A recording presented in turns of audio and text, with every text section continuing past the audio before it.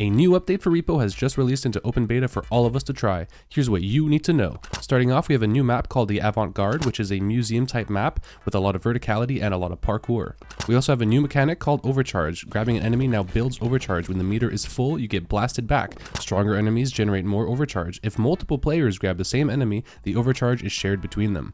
We'll also be getting a server list and random matchmaking. To help with that, we'll have a region picker, lobby passwords, and the ability to kick. We'll also be getting new items, including the pulse pistol, the bolt zap, the prod zap, and the duck bucket. We also have a new battery UI, so every tick on the battery now represents one use. Extraction points are now going to feature a new warning graphic during the countdown, highlighting what valuables are at risk of being destroyed. We are also going to be getting a bunch of new valuables, some with some unique effects.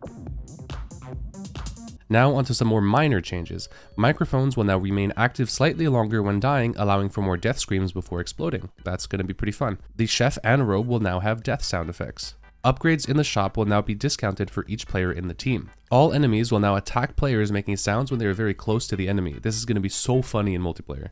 Now the weight required for a valuable to stun an enemy has been rebalanced. Generally, heavier valuables are now needed to achieve a stun. Some enemies will also now be heavier when stunned. Valuables will now lose a set percentage of their initial value when damaging an enemy.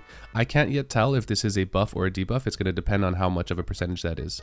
The huntsman will now hum when minding his own business. The trudge will now do more damage when he's attacking under a hiding spot.